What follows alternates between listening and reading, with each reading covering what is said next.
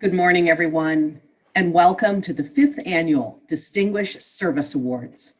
I'm Julie Coons, your Chamber CEO, and it is my pleasure to introduce our national anthem, presented by the United States Air Force Band Singing Sergeants.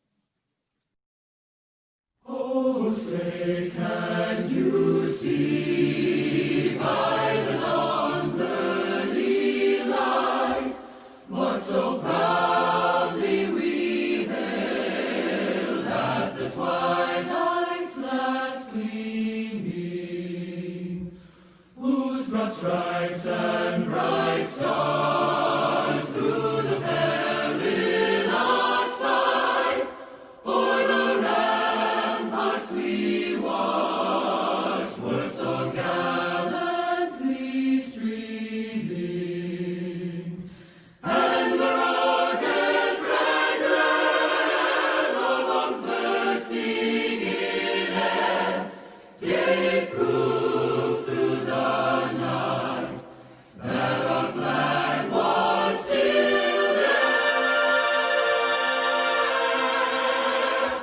Oh, say does that star-spangled banner yet wave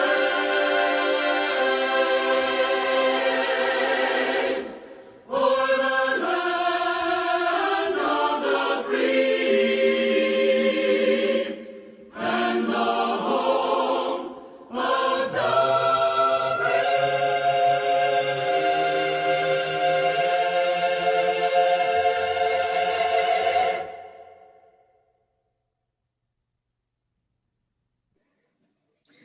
We are thrilled to be able to honor some amazing local veteran-owned businesses, inspirational veteran employees, and veteran service organizations today. We will recognize veteran-owned companies, veteran employees, and nonprofit organizations that have served veterans for their efforts and announce the winners from each category of the Distinguished Service Awards. At this time, I'd like to recognize and thank our sponsors. Our gold sponsors are Cherry Beckert, Dominion Energy, Leidos, and Washington Gas.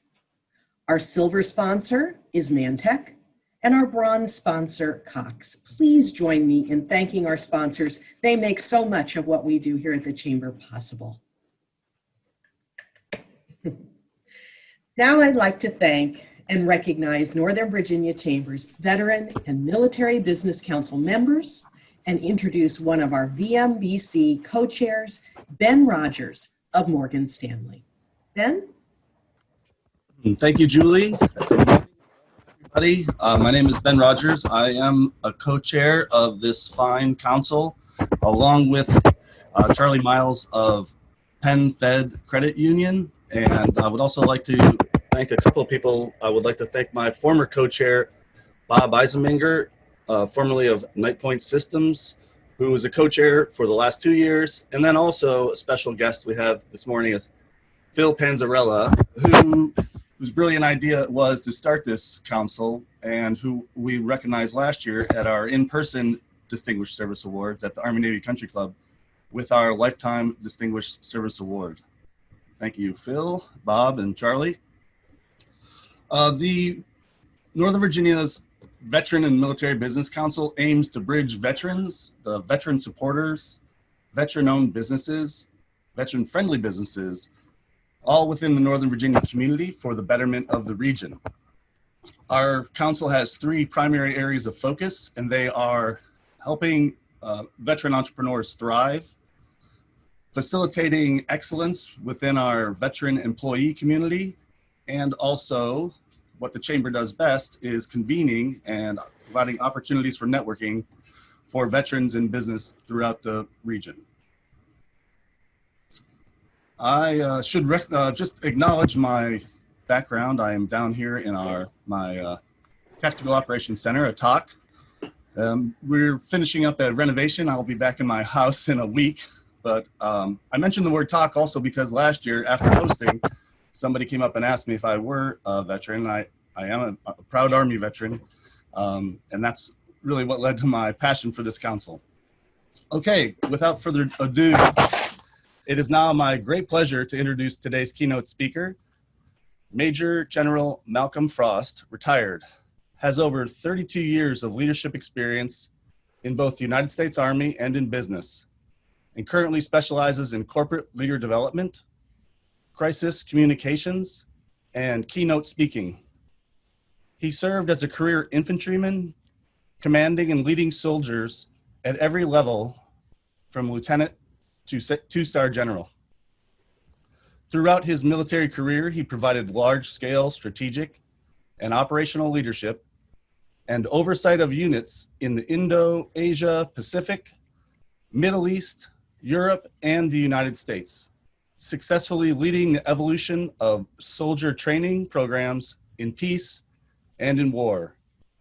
Please join me in welcoming General Malcolm Frost. Thanks, Ben. And first off, I want to thank the Northern Virginia Chamber of Commerce. I want to thank you, Ben, thank Babs, and thank everyone who joined us today. I also want to give a special thanks and shout out to all the veterans out there, especially on this day, 9/11. So what I was asked to do is just take a few minutes today and talk about leading through extended crisis, which I think is pretty appropriate given the conditions that we've seen over the last several months and, quite frankly, what we have in the offing. We have gone through as a nation the COVID crisis, which has led into an economic crisis, which has led into a civil unrest and race relations crisis, and arguably potentially another COVID crisis. And what is looming is a voter suppression versus voter fraud election crisis for our nation. And so as military leaders, as veterans, and as business leaders, we all have had to adapt and learn through what has been an extended crisis or crises for our nation and within our businesses and our communities. So I really want to talk about first, what are the phases of a crisis? And I want to talk about how you lead, what you need to be as a leader during crisis and what you need to do during crisis. But the first thing is you obviously have to respond. And there are two phases to that. There is the impact on your business and and then there is a human impact when it comes to organizations, and then the human impact. First two phases is the impacts on the business and organization, and then on the workforce and their families, and that's the response. The next is reimagining yourself, and that's how do you develop a near-term business continuity plan, which is I call phase 3 of a crisis, and then phase 4, which is strategizing a new abnormal, which is understanding the long-term business impacts and opportunities that come with the new abnormal or business as unusual. And then lastly, I think phase 5 is how do you rebound? And that is building resiliency for aftershocks in the next crisis. And if you think about this, we have been in this cycle continuously for several months, and I think we will continue to do so. And so if we can go to the next slide, I want to put this in context back and take everyone back to the surge in Iraq in 2006 and 2007 and talk about how to lead through crisis and take lessons from combat experiences. And so just to very quickly paint the strategic context, in 2007 during the surge, it was the height of the surge. 170,000 soldiers. Our national strategy and our theater strategy was to clear out the enemy, to actually hold the terrain, and then build the economy, governance, schools, education, everything there, and not just leave to allow the enemy to come back in, which was probably strategic mistakes that we had made to this point. And this was the new strategy under General Petraeus, General Odierno. What was the enemy doing?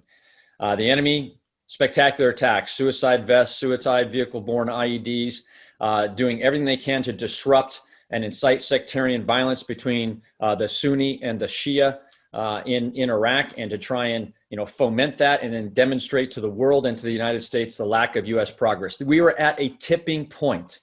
Baghdad was the main effort, and they were trying to turn global confidence and push America out through this sectarian violence. And this was mostly caused by Al-Qaeda in Iraq. So I want to take you way up to the top of that slide on the disposition of forces in Tal Afar, which was the seat of when and where the clear, hold, build strategy was developed back in 2005 and 2006. It was being implemented at this time. Next slide, please. That's where I was based in 2006 and 2007, 20,000 square miles with 800 cavalry troopers from 3rd Squadron, 4th U.S. Cavalry in the 25th Infantry Division, covering 20,000 square kilometers from Turkey to Syria to Tal Afar and Iraq. And that's what the city of Tal Afar looked like, just to give people kind of a visual optic. And then what I want to do is talk about the day when that black swan, that unknown, the crisis out of nowhere, hit me, hit our unit, and hit the people of Tal Afar. Next slide, please.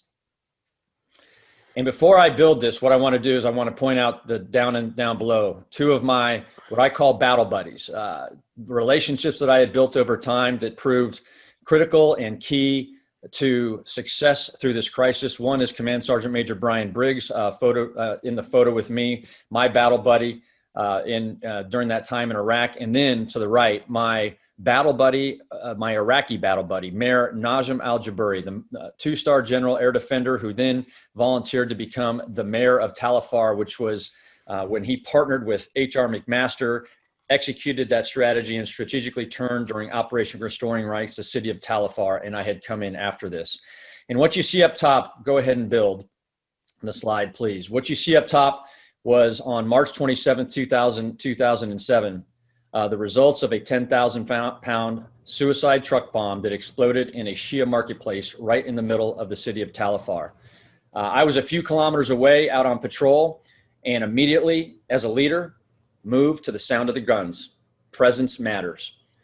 And moved there as the first unit on the scene of devastation, and I can't even describe to you. It's probably somewhat appropriate given this day, the scene of devastation that you saw there. Obviously not near the scope and scale of what happened in the U.S. in 9/11, but I'll tell you for that city, it was pretty horrendous. Incredible devastation.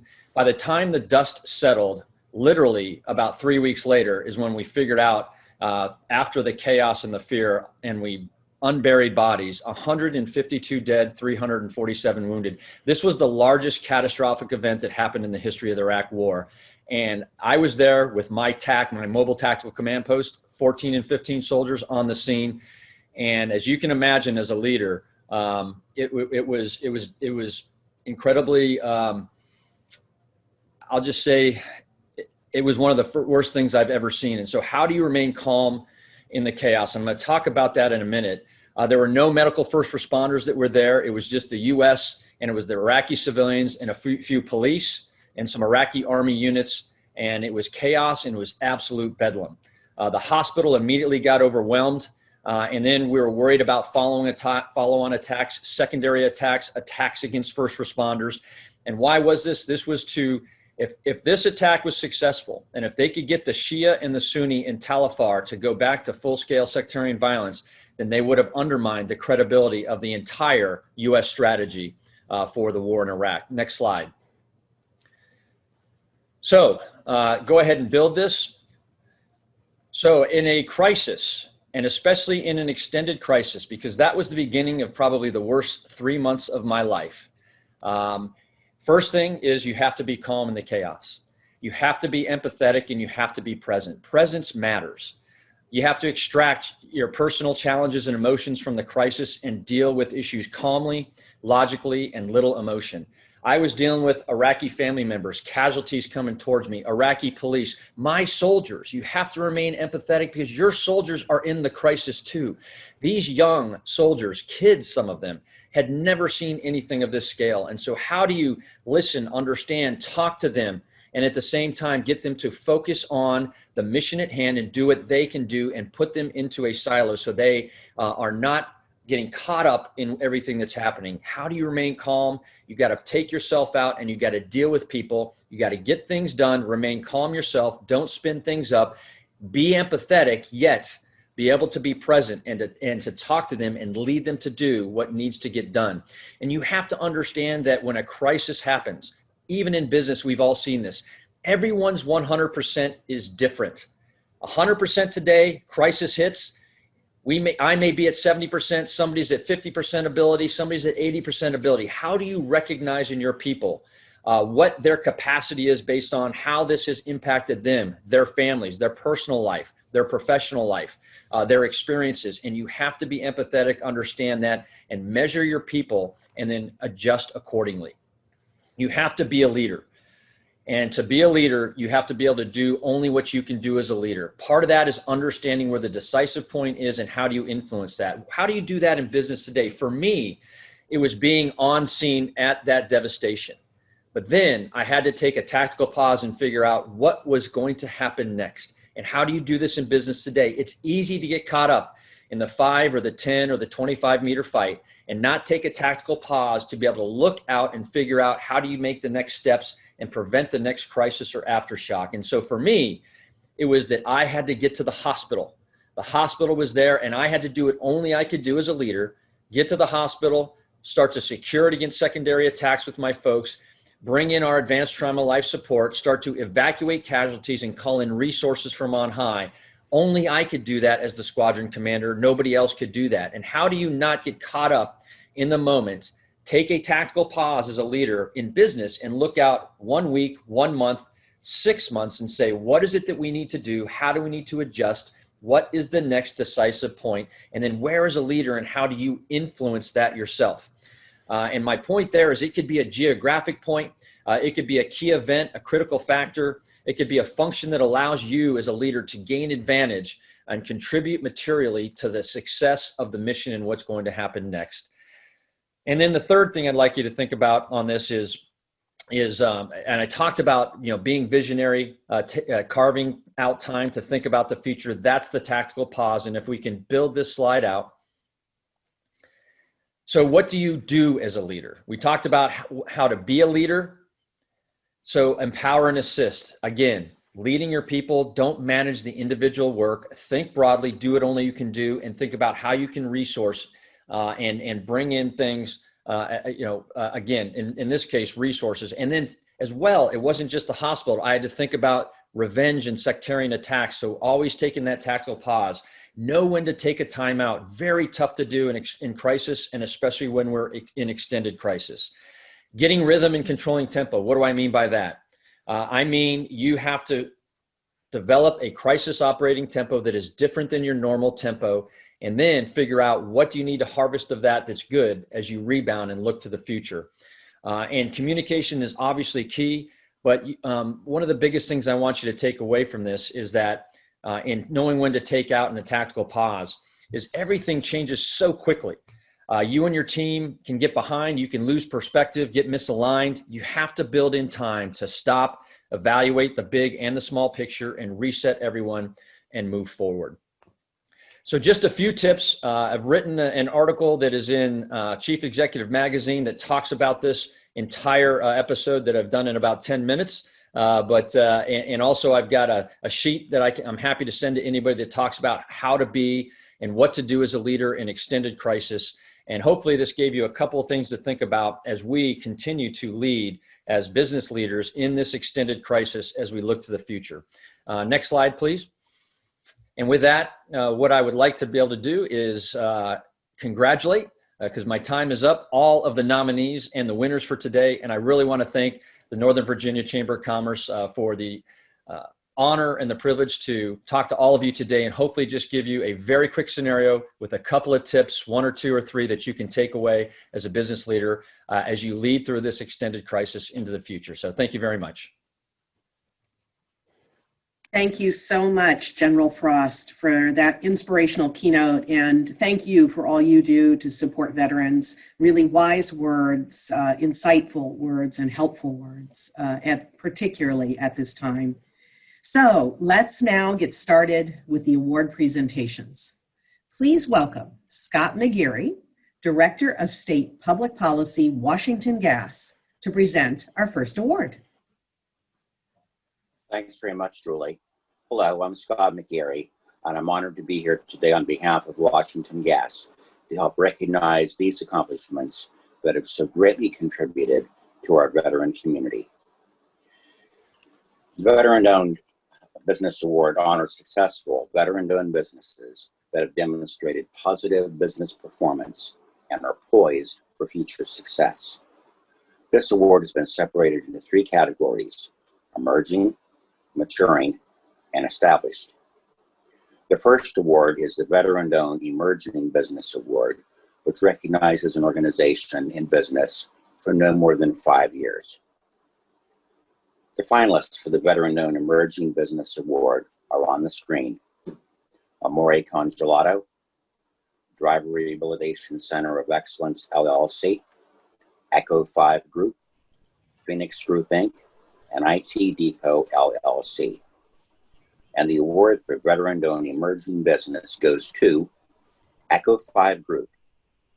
Congratulations, and accepting the award for Echo 5 Group is John Kinsler, founder and CEO. Hi, good morning, everybody. Wow, what a great honor. Thank you. Quick mic check. Can everyone hear me? Right, Yes, great, sir. great. Yeah, so they mentioned for us to say a few words, and this is an absolute honor. So thank you to the Chamber for this great honor.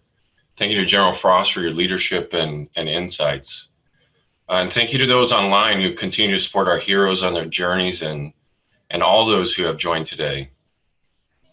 Thank you to my wonderful team and our dedicated partners and our treasured clients that we serve. This is such a solemn day, and we are holding the internal promise to never forget. And as a young Marine watching the events of that day, and as a veteran of OEF and OIF, we carry this memory forward in honor of those who gave the last full measure. After those days in Iraq, I became a consultant after I got out of the Marine Corps.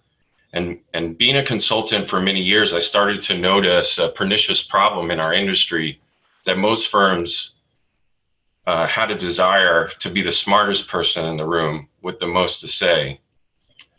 I was also in grad school for organizational psychology in Columbia, writing my thesis on what makes an adaptable and resilient organization. It really comes down to 5 things.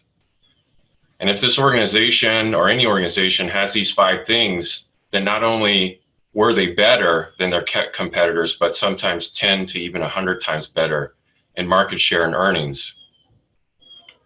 These 5 things and what makes our namesake Echo 5, which also was my call sign in the Marine Corps, are a serious and dedicated focus on your customers, the desire and willingness to take care of your people, to build leadership at all levels of an organization, a focus on innovation, and sustainable growth.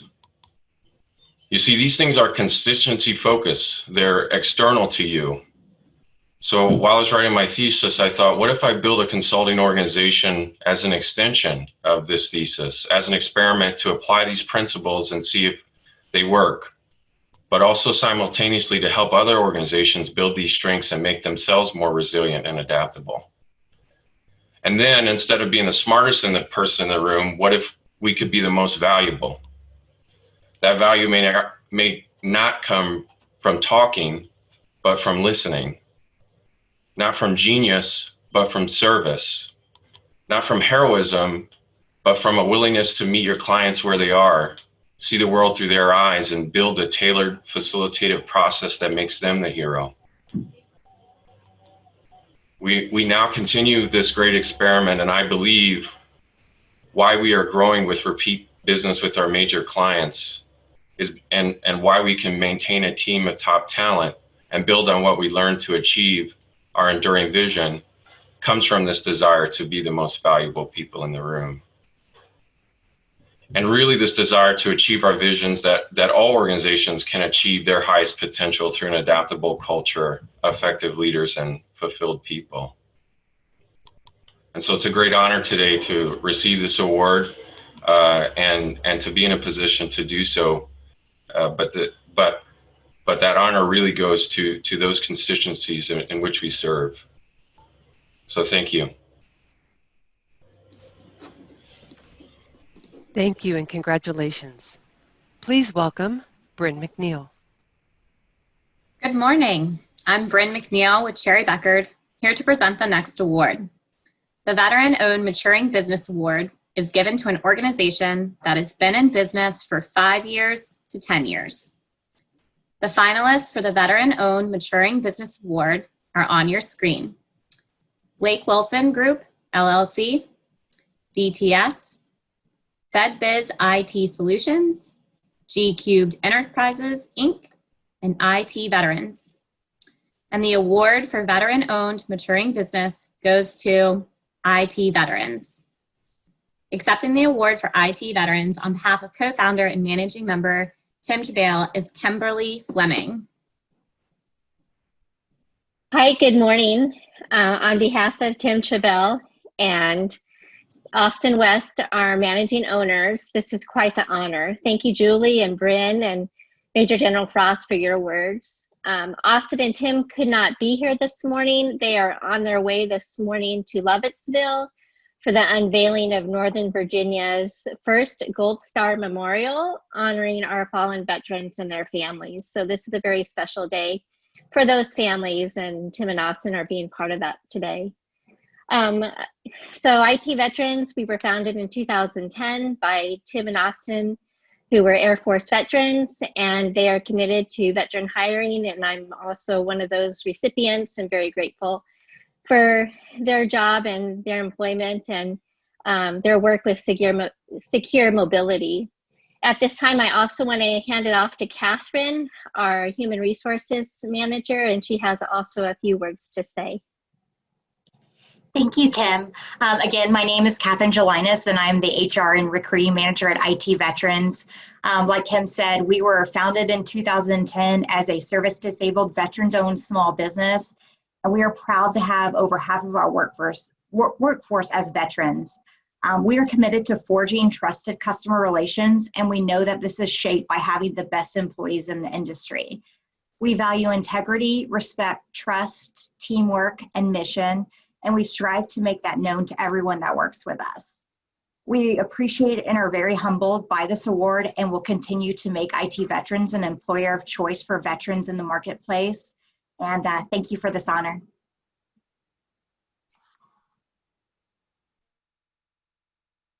Please welcome back Ben Rogers. Good morning again. I am here to present the next award. The Veteran-Owned Established Business Award is given to an organization that has been in business for more than 10 years. Did I already say my talk joke? Okay, good. All right, so the finalists are for Veteran-Owned Established Business Award, or should be on your screen. There they are, great job.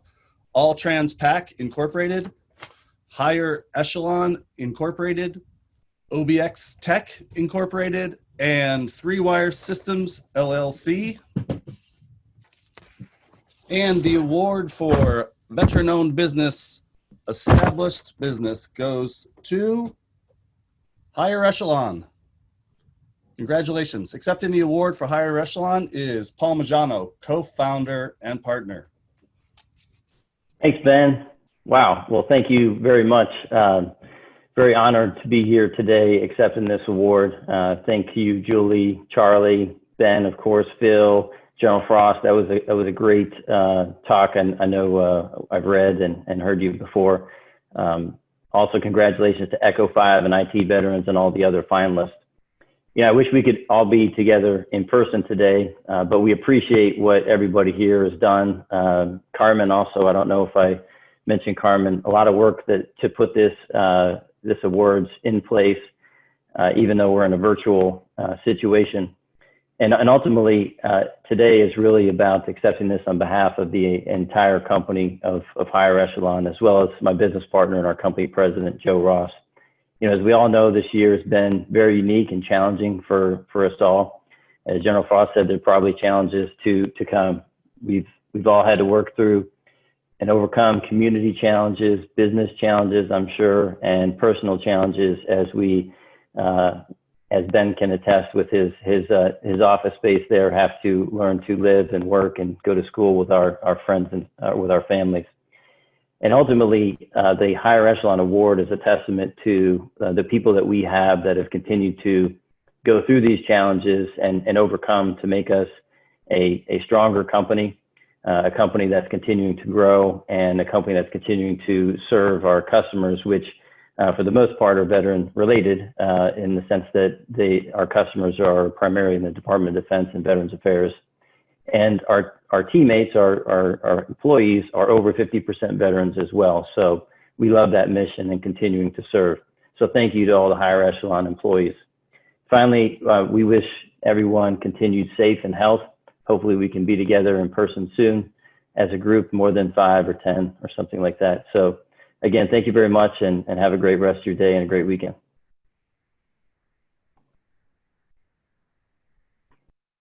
Please welcome Mike Coogan. Good morning, I'm Mike Coogan with Leidos, here to present the next award, Veteran Employee of the Year.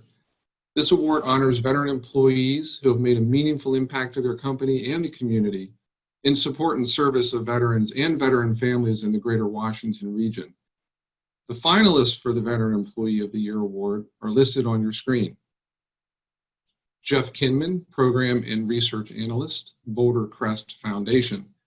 Charles Miles, Director, Military and College Employment Programs, Penn Fed Credit Union. Ron Moody, Chief Medical Officer, Accenture Federal. And Bonnie Tavalazzi, Senior Strategic Advisor, Echo 5 Group. As you can see from the number of finalists, we have many qualified individuals nominated for this category. And from this list, the judges selected Bonnie Tavalazzi, Senior Strategic Advisor, Echo 5 Group.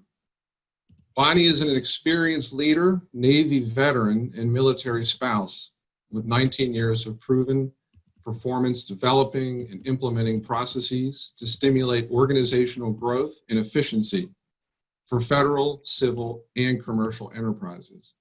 She specializes in client cultivation and stewardship with an adaptable and decisive leadership style and a passion for service. Congratulations, Bonnie. Thank you. Good morning, and thank you to the Chamber for this award. This is such an honor, and thank you to the singing sergeants for that beautiful rendition of the national anthem that started us off today, and to General Frost for your service and extremely useful and impactful insights. And thank you to the other nominees. It's just such an honor to be counted among you, and thank you for honoring your service by continuing to serve in unique and meaningful ways. It's extremely humbling to receive this award on September 11th. For me, this is a day of reflection on what it means to serve. And as we navigate through these unexpected and uncertain circumstances that we find ourselves in today, let's just remember, as we did then, that we're all in this together and that we need to continue to lift and support one another. So I also want to extend a special thank you to the veteran service organizations out there that we're going to recognize next. Your mission is to support and empower veterans every single day, and we really appreciate what you do for the veteran community. It's through the support of a VSO, the Dog Tag Bakery Fellowship Program, which led me here today. So always very appreciative of that and strong supporter. The Dog Tag program gave me a renewed sense of purpose and the confidence to take a chance on joining a small business, and I couldn't be part of a better team. So proud of our team being recognized earlier in the presentation as well. Echo 5 Group, I have the privilege of working with talented and value-driven veterans and military spouses who are constantly pushing and inspiring me to grow personally and professionally. So we help our clients achieve their highest potential within their organizations because we do that for each other every day on a daily basis, and it's amazing to be a part of that. So I'm grateful and humbled that my team nominated me because any one of my colleagues could be standing here in my place accepting this award. Thank you so much, and congratulations to all the other awardees today.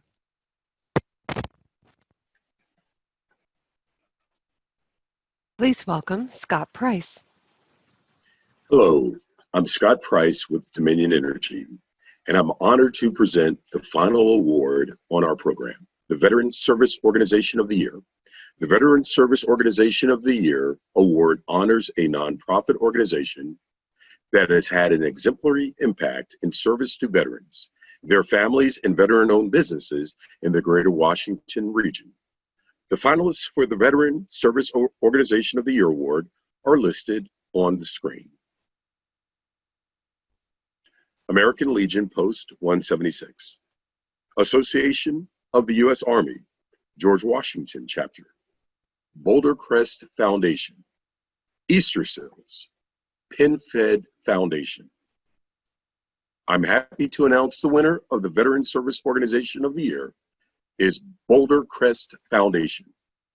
Accepting the award for Boulder Crest Foundation on behalf of Chairman Ken Falk is Executive Director Josh Goldberg. Well, thank you very much, and deeply humbling. And on behalf of Ken and Julia, our entire team that's almost 80% veteran, our donors, our board, our supporters, thank you for this acknowledgement. And it's certainly, as I watched that video of the national anthem, to see those images and to think that it's been 19 years since 9/11 happened, almost to the minute. And what I think is almost as hard to believe is that it's been 19 years is that we continue to have troops in Iraq and Afghanistan to this very day.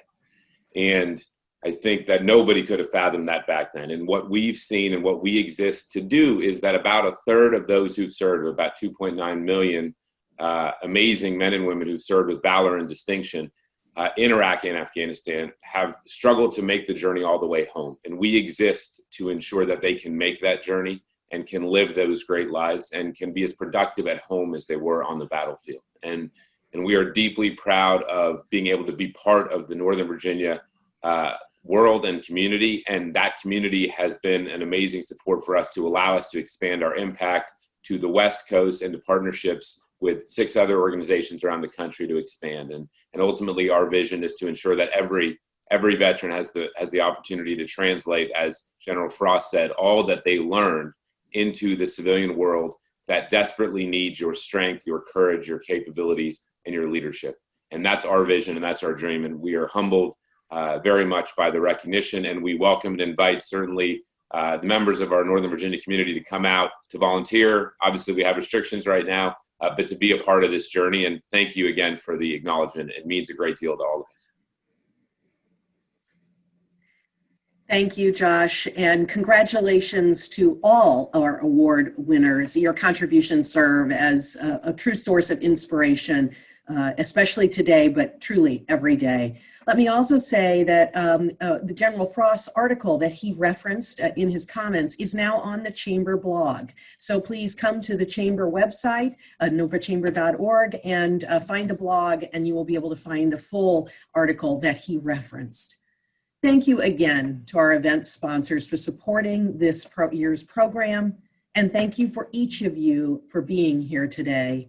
And if I could ask the award winners and presenters to please remain on the line for a few photos and screenshots, we want to memorialize all of this. So with that, I conclude today's program and wish you all a wonderful day. Thank you so much.